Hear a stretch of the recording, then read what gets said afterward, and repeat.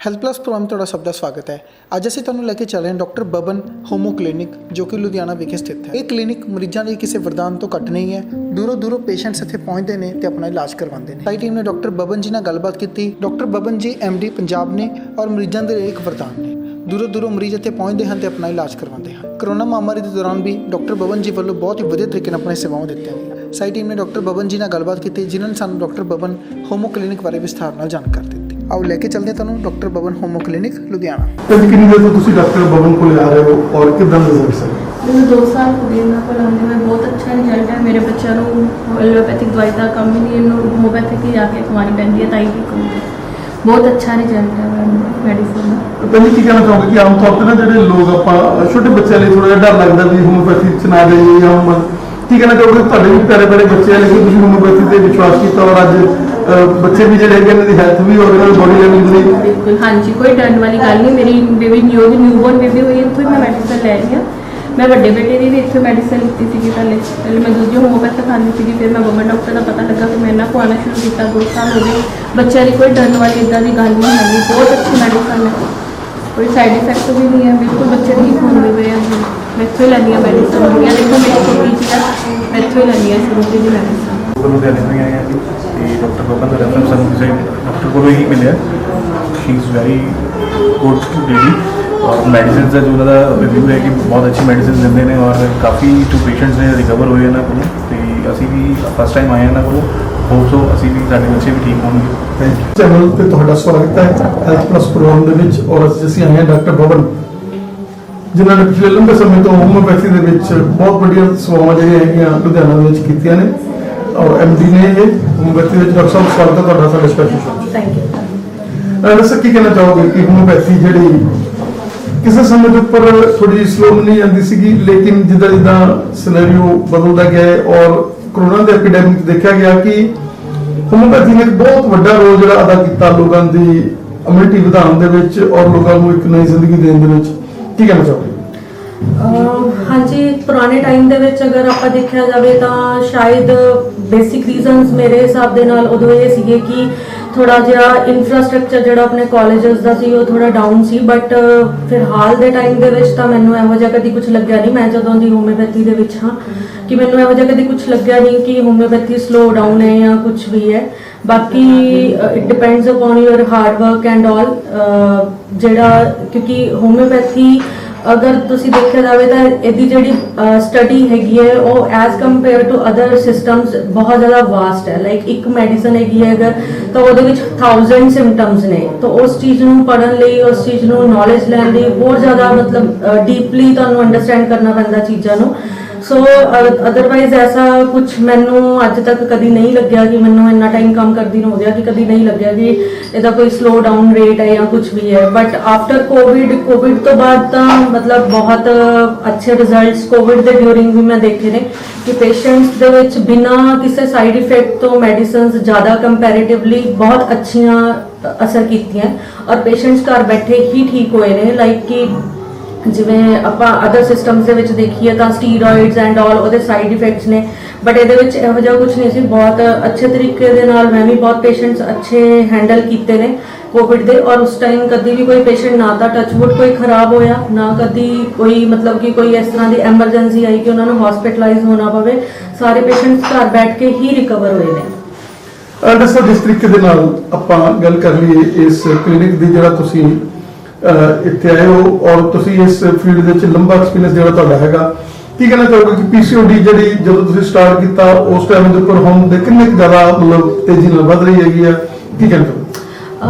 PCOD is very prevalent nowadays because I think every third woman is suffering from PCOD because ਜਿਸ ਤਰ੍ਹਾਂ ਦਾ ਆਪਣਾ ਅੱਜਕੱਲ life style ਹੈ, ਜਿਸ ਤਰ੍ਹਾਂ ਦਾ ਆਪਣਾ ਅੱਜਕੱਲ ਖਾਣ ਪੀਣ ਹੈ, ਫੂਡ ਜਿਹੜਾ ਹੈਗਾ ਉਹ ਸਾਰਾ I think ਕੰਟੈਮੀਨੇਟਡ ਆਉਂਦਾ ਹੈ। ਸੋ ਫਰੋਮ ਯੰਗਸਟਰ ਜਿਹੜੀਆਂ ਟੀਨਏਜਰਸ ਗਰਲਸ ਹੈ ਜਿਨ੍ਹਾਂ ਨੂੰ ਹਜੇ ਮਿਨਾਰ ਕੇ ਸਟਾਰਟ ਹੀ ਹੁੰਦਾ ਉਹਨਾਂ ਦੇ ਵਿੱਚ ਇਹ ਪ੍ਰੋਬਲਮ ਬਹੁਤ ਜ਼ਿਆਦਾ ਹੈ। ਲਾਈਕ ਇੱਕ ਵਾਰ ਮੈਂਸਸ ਆ ਗਏ, 2 ਵਾਰ ਆ ਗਏ, ਉਸ ਤੋਂ ਬਾਅਦ ਆਉਂਦੇ ਨਹੀਂ ਹੈ। ਤਾਂ PCOD is very common nowadays but ਮੇਰੇ ਹਿਸਾਬ ਦੇ ਨਾਲ ਇਟ ਟੇਕਸ 4 to 5 months ਕਿ ਕਿਸੇ ਵੀ PCOD ਨੂੰ ਟ੍ਰੀਟ ਕਰਨ ਦੇ ਵਿੱਚ ਤੇ ਕਦੇ ਵੀ ਦੁਬਾਰਾ ਪੇਸ਼ੈਂਟ ਨੂੰ ਪ੍ਰੋਬਲਮ ਨਹੀਂ ਆਉਂਦੀ। ਮਤਲਬ ਸਿੰਪਟਮ ਨਾ ਹੀ PCOD ਕਦੀ ਰਿਲੈਪਸ ਕਰਦੀ ਹੈ। ਦੱਸੋ ਹੋਮੋਪੈਥੀ ਜਿਹੜੀ ਇੱਕ ਐਸੀ ਸਾਇੰਸ ਆ ਜਿਹੜੀ ਬਹੁਤ ਡੀਪਲੀ ਜਾਂਦੀ ਹੈਗੀ ਆ, ਔਰ ਜਿੱਦਾਂ ਆਪਾਂ ਕਹੀਏ ਜੇ ਇੱਕੋ ਬਿਮਾਰੀ ਦੇ ਲਈ ਅੰਗਰੇਜ਼ੀ ਦਵਾਈਆਂ ਜਿਹੜੀ ਹੈਗੀ ਆ ਇੱਕੋ ਹੀ ਆ ਇੱਕੋ ਬਿਮਾਰੀ ਦੇ ਲਈ, ਲੇਕਿਨ ਇਹ ਬਿਮਾਰੀ ਇੱਕੋ ਹੁੰਦੀ ਹੈ, ਲੇਕਿਨ ਉਹ ਪੇਸ਼ੈਂਟ ਨੂੰ ਪੜ੍ਹ ਕੇ ਉਹ ਪੇਸ਼ੈਂਟ ਦੇ ਸਿੰਪਟਮਸ ਲੈ ਕੇ ਇਹਦੇ ਵਿੱਚ ਜਿਹੜਾ ਹੋਮੋਪੈਥੀ ਦੇ ਵਿੱਚ ਇੱਕ ਵਾਈਡ ਰੇਂਜ ਆ ਜਿਹਦੇ ਵਿੱਚ ਪੇਸ਼ੈਂਟ ਆ ਜਿਹੜਾ ਉਹਨੂੰ ਜੜ ਤੋਂ ਜਿਹੜੀ ਇਹ ਬਿਮਾਰੀ ਖਤਮ। ਯੈਸ, ਐਕਚੁਅਲੀ ਜਿਹੜੀਆਂ ਆਪਣੀਆਂ ਹੋਮਿਓਪੈਥਿਕ ਮੈਡੀਸਨਸ ਹੈ, ਇੱਕ ਮੈਡੀਸਨ ਆਈ ਥਿੰਕ ਮੈਂ ਤੁਹਾਨੂੰ ਪਹਿਲਾਂ ਵੀ ਕਿਹਾ ਕਿ 1000 ਸਿੰਪਟਮਸ ਨੂੰ ਕਵਰ ਕਰਦੀਆਂ। ਲਾਈਕ ਤੁਸੀਂ ਇੱਕ ਪੇਸ਼ੈਂਟ ਨੂੰ ਇੱਕ ਮੈਡੀਸਨ ਕਿਸੇ ਹੋਰ ਚੀਜ਼ ਲਈ ਦਿੱਤੀ ਹੁੰਦੀ ਹੈ, ਕਿਸੇ ਹੋਰ ਸਿੰਪਟਮਸ ਲਈ ਦਿੱਤੀ ਹੁੰਦੀ ਹੈ, ਦੂਸਰੇ ਪੇਸ਼ੈਂਟ ਨੂੰ ਕਿਸੇ ਹੋਰ ਚੀਜ਼ ਲਈ ਦਿੱਤੀ ਹੁੰਦੀ ਹੈ। ਸੋ ਉਹ ਮੈਡੀਸਨ ਡੀਪਲੀ ਤੁਹਾਡੇ ਵਾਈਟਲ ਫੋਰਸ ਤੇ ਐਕਟ ਕਰਕੇ ਡੀਪਲੀ ਤੁਹਾਡੀਆਂ ਰੂਟਸ ਤੱਕ ਜਾ ਕੇ ਉਸ ਚੀਜ਼ ਨੂੰ, ਉਸ ਬਿਮਾਰੀ ਨੂੰ ਹੀ ਤੁਹਾਡੀ ਬਾਡੀ ਦੇ ਵਿੱਚੋਂ ਬਾਹਰ ਕਰ ਦਿੰਦੀ ਹੈ। ਦੈਟਸ ਵਾਈ ਪੇਸ਼ੈਂਟ ਦੁਬਾਰਾ ਉਸ ਪ੍ਰੋਬਲਮ ਤੋਂ ਦੁਬਾਰਾ ਕਦੀ ਸਫਰ ਨਹੀਂ ਕਰਦਾ, ਪਰਮਾਨੈਂਟਲੀ ਕਿਉਰ ਹੋ ਜਾਂਦਾ ਹੈ। ਤਾਂ ਅਗਰ ਆਪਾਂ ਹੱਡੀਆਂ ਦੀ ਗੱਲ ਕਰ ਲਈਏ, ਅਗਰ ਆਪਾਂ ਸਪੌਂਡਿਲਾਈਟਿਸ ਦੀ ਗੱਲ ਕਰ ਲਈਏ, ਸਲਿਪ ਡਿਸਕ ਦੀ ਗੱਲ ਕਰ ਲਈਏ, ਕੀ ਕਹਿਣਾ ਚਾਹੋਗੇ ਕਿ ਅੱਜ ਹੋਮਿਓਪੈਥੀ ਦੇ ਵਿੱਚ ਇਹਨਾਂ ਚੀਜ਼ਾਂ ਦੇ ਲਈ ਬੜੇ ਕਾਰਗਰ ਚੀਜ਼ਾਂ ਹੈਗੀਆਂ ਜਿਹਦੇ ਨਾਲ ਬੰਦਾ ਜਿਹੜਾ ਹੈਗਾ ਉਹ ਦਰਦ ਨਿਵਾਰਕ ਕੇ ਦਵਾਈਆਂ ਖਾ ਕੇ ਨਹੀਂ ਬਲਕਿ ਹੋਮਿਓਪੈਥੀ ਦੇ ਨਾਲ ਆਪਣੇ ਆਪ ਨੂੰ ਸਟਰੋਂਗ ਕਰ। ਹਾਂਜੀ, ਜਿਵੇਂ ਆਪਾਂ ਰੂਮੇਟਾਇਡ ਆਰਥਰਾਈਟਸ ਦੇ ਕੇਸਸ ਦੇਖਦੇ ਹਾਂ, ਮੈਂ ਬਹੁਤ ਪੇਸ਼ੈਂਟਸ ਆਉਂਦੇ ਆ ਮਤਲਬ ਕਿ ਮੈਥੋਟ੍ਰੈਕਸੀਕੇਟ, ਪ੍ਰੈਡਨਿਸਲੋਨ, ਵਾਈਸੋਲੋਨ ਲੈ ਰਹੇ ਹੁੰਦੇ ਆ, ਸਟੀਰੋਇਡਸ ਲੈ ਰਹੇ ਹੁੰਦੇ ਆ, ਤਾਂ ਕਿਤੇ ਨਾ ਕਿਤੇ ਤੁਸੀਂ ਅਗਰ ਉਹ ਸਟੀਰੋਇਡਸ ਨੂੰ ਅਗਰ ਤੁਸੀਂ 6 ਤੋਂ 8 ਮਹੀਨੇ ਤੋਂ ਉੱਪਰ ਲੈਂਦੇ ਹੋ ਤਾਂ it will affect your kidneys, ਤੁਹਾਡੀਆਂ ਕਿਡਨੀਜ਼, ਤੁਹਾਡੇ ਲੀਵਰਸ ਦੇ ਉੱਤੇ ਇਫੈਕਟ ਪੈਣਾ ਸ਼ੁਰੂ ਹੋ ਜਾਂਦਾ ਹੈ। ਬਟ ਹੋਮਿਓਪੈਥੀ ਦੇ ਨਾਲ ਇਹੋ ਜਿਹਾ ਕੁਝ ਨਹੀਂ ਹੁੰਦਾ, ਪੇਨ ਕਿਲਰਸ ਨਹੀਂ ਹੈ ਹੋਮਿਓਪੈਥੀ ਦੇ ਵਿੱਚ ਕੋਈ ਵੀ। ਮਤਲਬ ਜੋ ਤੁਹਾਡੀ ਅਗਰ ਬਿਮਾਰੀ ਤੁਹਾਡੀ ਅਗਰ ਪੇਨ ਠੀਕ ਹੋਏਗੀ ਇਟ ਮੀਨਸ ਤੁਹਾਡੀ ਬਿਮਾਰੀ ਠੀਕ ਹੋ ਰਹੀ ਹੈ, ਪੇਨ ਵੀ ਤਾਂ ਹੀ ਠੀਕ ਹੋਏਗੀ। ਸੁਪਰੈਸ ਨਹੀਂ ਹੈ ਕਿਸੇ ਵੀ ਤਰੀਕੇ ਦਾ, ਲਾਈਕ ਕਿ ਪੇਨ ਕਿਲਰ ਲੈ ਲਿਆ ਆਪਾਂ ਉਹ ਬਿਮਾਰੀ ਨੂੰ ਥੋੜੀ ਦੇਰ ਲਈ ਸੁਪਰੈਸ ਕਰ ਦਿੱਤਾ ਜਾਂ ਸਟੀਰੋਇਡ ਲੈ ਲਿਆ। ਅਲਟੀਮੇਟਲੀ ਉਹ ਮੈਡੀਸਿਨਸ ਜਿਹੜੀਆਂ ਹੈਗੀਆਂ ਅਗਰ ਆਪਾਂ ਕੰਪੈਰੀਜ਼ਨ ਕਰੀਏ, ਲਾਈਕ ਕੋਈ ਗਠੀਏ ਦਾ ਪੇਸ਼ੈਂਟ ਹੈ ਜਾਂ ਸਪੌਂਡਿਲਾਈਸਿਸ ਦਾ ਪੇਸ਼ੈਂਟ ਹੈ, ਤਾਂ ਉਹ ਜਸਟ ਤੁਹਾਡੇ ਸਿਰਫ ਬੇਸਿਕ ਥਿੰਗਸ ਤੇ ਉੱਤੇ ਐਕਟ ਕਰਦੇ ਆ, ਲਾਈਕ ਪੇਨ ਕਿਲਰਸ ਹੈ ਜਾਂ ਕੁਝ ਵੀ ਹੈ, ਤਾਂ ਉਹਨੇ ਸਿਰਫ ਤੁਹਾਡੀ ਪੇਨ ਨੂੰ ਥੋੜੀ ਦੇਰ ਲਈ ਸਬਸਾਈਡ ਕਰ ਦੇਣਾ, ਪ੍ਰੋਬਲਮ ਤੁਹਾਡੀ ਉੱਥੇ ਦੇ ਉੱਥੇ ਹੀ ਖੜੀ ਰਹਿੰਦੀ ਹੈ। ਜਦਕਿ ਆਪਣੀਆਂ ਮੈਡੀਸਿਨਸ ਦੇ ਨਾਲ ਇਸ ਤਰ੍ਹਾਂ ਕੁਝ ਵੀ ਨਹੀਂ ਹੁੰਦਾ। ਆਪਣੀ ਮੈਡੀਸਿਨਸ ਨੇ ਤੁਹਾਡੀ ਰੂਟਸ ਤੋਂ ਉਸ ਚੀਜ਼ ਨੂੰ, ਪ੍ਰੋਬਲਮ ਨੂੰ ਠੀਕ ਕਰ ਦੇਣਾ ਤਾਂ ਕਿ ਪੇਸ਼ੈਂਟ ਨੂੰ ਦੁਬਾਰਾ ਕੋਈ ਰਿਲੈਪਸ ਨਾ ਹੋਵੇ, ਕੋਈ ਦਿੱਕਤ ਨਾ ਆਵੇ।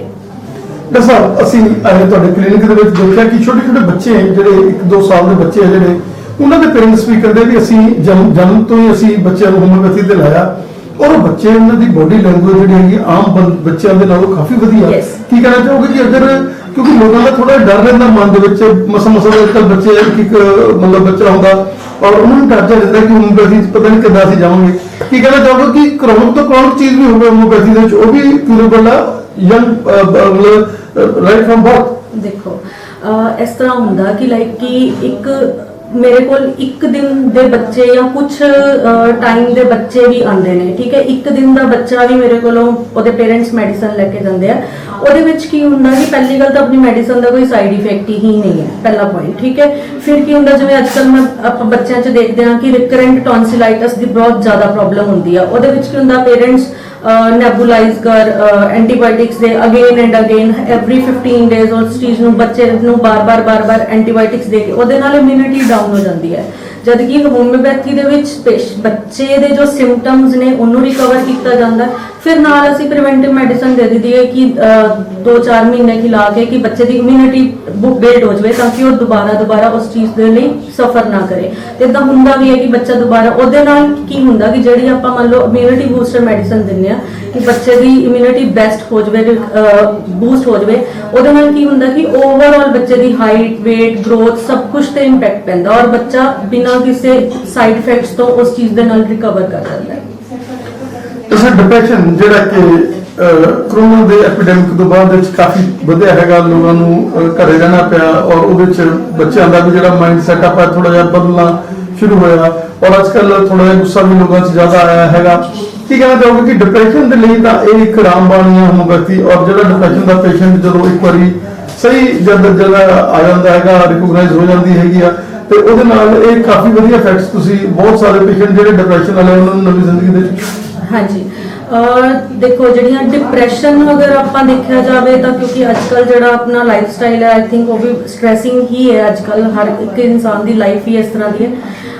ਜਿਹੜੇ ਲੋਕੀ ਡਿਪਰੈਸ਼ਨ ਦੇ ਆਉਂਦੇ ਨੇ ਯੂਜ਼ਲੀ ਬਹੁਤ ਸਾਲ, 4 ਸਾਲ, 6 ਸਾਲ, 5 ਸਾਲ ਮੈਡੀਸਨਸ ਐਂਟੀ ਡਿਪਰੈਸੈਂਟ ਪਿਲਸ ਲੈ ਰਹੇ ਹੁੰਦੇ ਆ, ਜਿਹੜੀਆਂ ਕਿ ਮੋਸਟਲੀ ਸਲੀਪਿੰਗ ਪਿਲਸ ਹੁੰਦੀਆਂ ਕਿ ਤੁਸੀਂ ਖਾ ਲਓਗੇ ਤਾਂ ਸੌਂ ਜਾਓਗੇ ਤੇ ਥੋੜੀ ਦੇਰ ਲਈ ਤੁਹਾਨੂੰ ਠੀਕ ਲੱਗੇਗਾ, ਬਟ ਉਹਦੇ ਨਾਲ ਪੇਸ਼ੈਂਟ ਦੀ ਜਨਰਲ ਵੈਲਬੀਇੰਗ ਠੀਕ ਨਹੀਂ ਹੁੰਦੀ। ਕਿ ਪੇਸ਼ੈਂਟ ਜਨਰਲੀ ਖੁਦ ਨੂੰ ਠੀਕ ਮਹਿਸੂਸ ਨਹੀਂ ਕਰਦਾ ਤੇ ਉਹ ਮੈਡੀਸਿਨਸ ਵੀ ਛੱਡ ਨਹੀਂ ਪਾ ਰਿਹਾ ਹੁੰਦਾ। ਡੈਫੀਨਿਟਲੀ ਹੈ ਕਿ ਜਦੋਂ ਤੁਸੀਂ ਹੋਮਿਓਪੈਥੀ ਦੇਣੀ ਸ਼ੁਰੂ ਕਰਦੇ ਹੋ, ਕੋਈ ਇਹਦੇ ਚ ਸਲੀਪਿੰਗ ਪਿਲਸ ਨਹੀਂ ਹੈ, ਕੋਈ ਐਦਾਂ ਨਹੀਂ ਹੈ ਵੀ ਪੇਸ਼ੈਂਟ ਖਾ ਕੇ ਸੁੱਤਾ ਰਹੇਗਾ। ਪੇਸ਼ੈਂਟ ਜਨਰਲੀ ਹੀ ਸਿੰਪਲੀ ਡੇ ਬਾਈ ਡੇ ਬੈਟਰ ਹੁੰਦਾ ਜਾਏਗਾ। ਉਹਦੀ ਜਿਹੜੀ ਜਨਰਲ ਸਿਨੈਰੀਓ ਹੈ ਪੂਰੇ ਦਿਨ ਦਾ, ਉਹ ਆਪਣੇ ਆਪ 'ਚ ਜਨਰਲੀ ਠੀਕ ਫੀਲ ਕਰੇਗਾ ਔਰ ਅਲਟੀਮੇਟਲੀ ਉਹ ਡਿਪਰੈਸ਼ਨ ਮੇਰੇ ਹਿਸਾਬ ਨਾਲ ਕੁਝ ਟਾਈਮ ਦਾ ਹੀ ਹੁੰਦਾ ਹੈ ਕਿ ਉਸ ਤੋਂ ਬਾਅਦ ਪੇਸ਼ੈਂਟ ਆਟੋਮੈਟਿਕਲੀ ਰਿਕਵਰ ਕਰ ਜਾਂਦਾ। ਕੋਈ ਐਸਾ ਨਹੀਂ ਹੈ ਕਿ ਲੌਂਗ ਟਾਈਮ ਸਾਰੀ ਜ਼ਿੰਦਗੀ ਤੁਹਾਨੂੰ ਮੈਡੀਸਿਨਸ ਖਾਣੀਆਂ ਪੈਂਦੀਆਂ, ਉਹ ਇਦਾਂ ਦਾ ਕੋਈ ਆਪਣੇ ਹੋਮਿਓਪੈਥੀ 'ਚ ਕੋਈ ਇਸ ਤਰ੍ਹਾਂ ਦਾ ਸਿਸਟਮ ਨਹੀਂ ਹੈ। ਤੇ ਸਭ ਸਕਿਨ ਦੀ ਗੱਲ ਕਰ ਲਈਏ, ਯੰਗ ਬਲੱਡਡ ਜਿਹੜੇ ਲੜਕੀਆਂ ਪਿੰਪਲਸ ਹੈਗੇ ਆ ਔਰ ਪੀਸੀਓਡੀ ਦੇ ਕਰਕੇ ਜਿਹੜੇ ਅਨਵਾਂਟਡ ਹੇਅਰਸ ਆ ਜਾਂਦੇ ਆ ਉਹਨਾਂ ਦੇ ਉੱਪਰ, ਔਰ ਬੱਚੇ ਜਿਹੜੇ ਹੈਗੇ ਅੱਜ ਕੱਲ੍ਹ ਬੜੇ ਆਪਣੇ ਆਪ ਨੂੰ ਬਿਊਟੀ ਕੌਨਸ਼ੀਅਸ ਨੇ, ਔਰ ਉਹਦੇ ਲਈ ਵੀ ਹੋਮਿਓਪੈਥੀ ਦੇ ਵਿੱਚ ਬਹੁਤ ਵਧੀਆ ਜਿਹੜੇ ਹੈਗੇ ਸਕਿਨ ਦੇ ਲਈ ਔਰ ਲੋਕਾਂ ਨੂੰ ਥੋੜਾ ਜਿਹਾ ਅਗਰ ਆਪਾਂ ਕਹੀਏ ਸਮਾਰਟ ਬਣਾਉਣ ਦੇ ਲਈ ਅੱਜ ਸਾਰੇ ਪ੍ਰੋਸੀਜਰ ਜਿਹੜੇ ਆ ਚੁੱਕੇ ਨੇ, ਸਭ ਕੀ ਕਹਿੰਦੇ?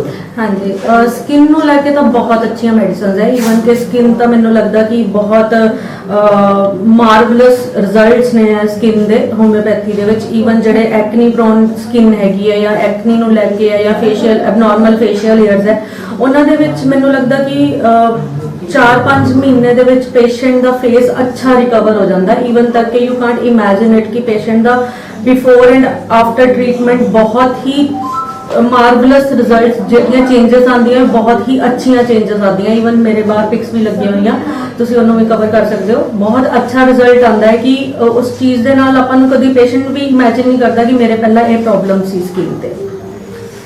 ਦੱਸੋ ਤੁਹਾਡੇ ਨਾਲ ਕੇਵਲ ਇੰਡੀਆ ਹੀ ਨਹੀਂ ਬਲਕਿ ਵਰਲਡ ਦੇ ਲੋਕ ਜੁੜੇ ਹੋਏ ਨੇ, ਐਨਆਰਆਈ ਵੀ ਕਾਫੀ ਜੁੜੇ ਹੋਏ ਨੇ, ਆਨਲਾਈਨ ਵੀ ਤੁਸੀਂ ਮੈਡੀਸਨ ਵੀ ਦੇ ਦਿੰਦੇ ਹੋ, ਉਹਨਾਂ ਦੇ ਨਾਲ ਗੱਲਬਾਤ ਵੀ ਕਰ ਲੈਂਦੇ ਹੋ, ਵੀਡੀਓ ਕਾਲ ਵੀ ਕਰ ਲੈਂਦੇ ਹੋ। ਕੀ ਕਹਿਣਾ ਚਾਹੋਗੇ ਕਿ ਅੱਜ ਸਾਰਾ ਵਰਲਡ ਜਿਹੜਾ ਦੇਖ ਰਿਹਾ ਹੈਗਾ ਆਨਲਾਈਨ ਜਿਹੜਾ ਇਹ ਚੈਨਲ ਸਾਡਾ ਜਾ ਰਿਹਾ ਔਰ ਪੰਜਾਬ ਪਲੱਸ ਫਾਸਟ ਤੇ ਜਿਹੜਾ ਚੱਲ ਰਿਹਾ ਹੈਗਾ, ਕੀ ਕਹਿਣਾ ਚਾਹੋਗੇ ਕਿ ਕੋਈ ਵੀ ਪੇਸ਼ੈਂਟ ਹੈਗਾ ਜਦੋਂ ਮਰਜ਼ੀ ਤੁਹਾਡੇ ਨਾਲ ਗੱਲਬਾਤ ਕਰ ਸਕਦਾ ਹੈਗਾ ਔਰ ਆਨਲਾਈਨ ਤੁਹਾਡੇ ਤੋਂ ਅਪਾਇੰਟਮੈਂਟ ਲੈ ਸਕਦਾ, ਅਪਾਇੰਟਮੈਂਟ ਲੈ ਕੇ ਜਿਹੜਾ ਹੈਗਾ ਇੱਥੇ ਟਾਈਮ ਮਿਲਦਾ ਹੈਗਾ ਹਸਪੀਟਲ ਦੇ ਵਿੱਚ, ਔਰ ਅਗਰ ਕਿਸੇ ਨੇ ਆਨਲਾਈਨ ਵੀ ਕੰਸਲਟੇਸ਼ਨ ਕਰਨੀ ਹੈ ਤਾਂ ਉਹਦੇ ਲਈ ਵੀ ਸਭ ਕੁਝ ਅਵੇਲੇਬਲ ਹੈ? ਹਾਂਜੀ, ਆਪਾਂ ਨੰਬਰ ਅਪਲੋਡ ਕੀਤਾ ਹੋਇਆ ਹੈ, ਫੋਨ ਨੰਬਰ, ਕੰਟੈਕਟ ਨੰਬਰ, ਸਾਰਾ ਕਾਰਡ ਵਗੈਰਾ ਸਾਰਾ ਪੇਸ਼ੈਂਟ ਨੂੰ ਦੇਈਦਾ ਹੈਗਾ ਸਾਰਾ ਕੁਝ। ਕੋਈ ਵੀ ਇਸ ਤਰ੍ਹਾਂ ਪੇਸ਼ੈਂਟ ਨਹੀਂ ਹੈ ਕਿ ਜਿਹਨੂੰ ਆਪਾਂ ਅਟੈਂਡ ਨਾ ਕਰੀਏ। ਜਿਹੜੇ ਇੰਟਰਨੈਸ਼ਨਲ ਪੇਸ਼ੈਂਟਸ ਹੈਗੇ ਆ ਉਹਨਾਂ ਨੂੰ, ਜਾਂ ਡੋਮੈਸਟਿਕ ਪੇਸ਼ੈਂਟਸ ਹੈ ਜਾਂ ਲੁਧਿਆਣੇ ਤੋਂ ਬਾਹਰ ਦੇ ਪੇਸ਼ੈਂਟਸ ਹੈ, ਤਾਂ ਸਭ ਜਗ੍ਹਾ courier, domestic and international courier ਹੁੰਦੇ ਆ। ਕੋਈ ਐਸੀ ਕੋਈ ਗੱਲ ਨਹੀਂ ਹੈ, ਕਿਸੇ ਪੇਸ਼ੈਂਟ ਨੂੰ ਅੱਜ ਤੱਕ ਕਦੀ ਕੋਈ ਪ੍ਰੋਬਲਮ ਨਹੀਂ ਆਈ ਹੈਗੀ। ਜਿਸ ਤਰ੍ਹਾਂ ਦੀ ਪੇਸ਼ੈਂਟ ਦੀ ਸਿਚੁਏਸ਼ਨ ਹੁੰਦੀ ਹੈ, ਅਗਰ ਵੀਡੀਓ ਕਾਲ ਹੈ, ਫੋਨ ਹੈ, ਤਾਂ ਆਪਾਂ ਹਰ ਟਾਈਮ ਪੇਸ਼ੈਂਟਸ ਲਈ ਅਵੇਲੇਬਲ ਹੁੰਦੇ ਹਾਂ। ਦੱਸੋ you are N institution, you have long data, ਸਾਨੂੰ ਸਮਾਂ ਦੇਣ ਦੇ ਲਈ ਔਰ ਇੰਨੀ ਭਾਰੀ ਓਪੀਡੀ ਦੇ ਵਿੱਚ ਅਸੀਂ ਸਮਾਂ ਲਿੱਤਾ ਤੁਹਾਡਾ ਗੁਰਪੁਰਬ ਦਾ ਤਿਉਹਾਰ ਹੈਗਾ। ਕੀ ਕਹਿਣਾ ਚਾਹੋਗੇ ਕਿ ਗੁਰੂ ਨਾਨਕ ਦੇਵ ਜੀ ਜਿਹੜਾ ਫਲਸਫਾ ਸੀਗਾ ਕਿ ਅਸੀਂ ਸੇਵਾ ਕਰਨੀ ਹੈਗੀ ਆ, ਵੰਡ ਕੇ ਛਕਣਾ, ਨਾਮ ਜਪਣਾ ਹੈਗਾ, ਔਰ ਉਹ ਤੁਸੀਂ ਕਰ ਰਹੇ ਹੋ। ਔਰ ਸਭ ਤੋਂ ਵੱਡੀ ਗੱਲ ਹੈ ਕਿ ਹੋਮਿਓਪੈਥੀ ਦੇ ਵਿੱਚ ਜਿਹੜੇ ਪੇਸ਼ੈਂਟ ਠੀਕ ਹੋ ਕੇ ਜਾਂਦੇ ਨੇ ਉਹ ਸੀਸਾ ਦਿੰਦੇ ਨੇ, ਔਰ ਡਾਕਟਰ ਬਬਨ ਜਿਹੜਾ ਇੱਕ ਬ੍ਰਾਂਡ ਬਣ ਚੁੱਕਿਆ ਹੈਗਾ। ਬੜੀ ਸੇਵਾ ਕੀਤੀ ਹੈ ਤੁਸੀਂ ਆਪਣੇ ਸਾਲਾਂ ਦੇ ਵਿੱਚ, ਔਰ ਜਿਹੜਾ ਇੱਕ ਵਾਰੀ ਪੇਸ਼ੈਂਟ ਆਉਂਦਾ ਤੁਸੀਂ ਕਦੇ ਐਡ ਨਹੀਂ ਕਰਦੇ, ਆਪਣੀ ਉਹੀ ਚੇਨ ਬਣਾ ਰਹੇ। ਹਾਂਜੀ, ਮੇਰੀ ਪੂਰੀ ਕੋਸ਼ਿਸ਼ ਹੁੰਦੀ ਹੈ ਕਿ ਕਦੀ ਵੀ ਮਤਲਬ ਗਰਾਊਂਡ ਲੈਵਲ ਤੇ ਹੀ ਮੈਂ ਕੰਮ ਕਰਾਂ। ਕਦੀ ਇਸ ਤਰ੍ਹਾਂ ਦਾ ਕਦੀ ਦਿਮਾਗ 'ਚ ਜਾਂ ਮਨ 'ਚ ਨਹੀਂ ਆਇਆ ਕਿ ਮੈਂ ਕਿਸੇ ਪੇਸ਼ੈਂਟ ਨੂੰ ਚੀਟ ਕਰਨਾ ਹੈ ਜਾਂ ਪੇਸ਼ੈਂਟ ਨੂੰ ਦਰਦ ਦੇ ਨਾਲ ਆਪਾਂ ਗਲਤ ਕੁਝ ਕਰਨਾ ਹੈ। ਕਦੀ ਇਸ ਤਰ੍ਹਾਂ ਦੀ ਸੋਚ ਨਹੀਂ ਰੱਖੀ ਮੈਂ। ਸੋ ਪਰਮਾਤਮਾ ਦੀ, ਗੁਰੂ ਨਾਨਕ ਮਹਾਰਾਜ ਜੀ ਦੀ ਕਿਰਪਾ ਹੈ ਕਿ ਉਹਨਾਂ ਨੇ ਆਪਣਾ ਹੱਥ ਸਿਰ ਤੇ ਰੱਖਿਆ ਹੋਇਆ ਹੈ। ਇਸ ਤੋਂ ਵੱਡੀਆਂ ਬਲੇਸਿੰਗਸ ਲਾਈਫ ਦੇ ਵਿੱਚ ਹੋਰ ਕੀ ਚਾਹੀਦੀ ਹੈ ਇਨਸਾਨ ਨੂੰ। ਹਾਂਜੀ, ਮੇਰੇ ਵੱਲੋਂ ਸਾਰਿਆਂ ਨੂੰ ਗੁਰੂ ਨਾਨਕ ਦੇਵ ਜੀ ਦੇ ਗੁਰਪੁਰਬ ਦੀਆਂ ਬਹੁਤ-ਬਹੁਤ ਮੁਬਾਰਕਾਂ। ਪਰਮਾਤਮਾ ਸਭ ਦੀ ਲਾਈਫ ਖੁਸ਼ੀਆਂ ਭਰੀ ਰੱਖੇ, ਹੈਲਦੀ ਰੱਖੇ, ਬਿਨਾਂ ਬਿਮਾਰੀਆਂ ਤੋਂ ਰੱਖੇ। Thank you.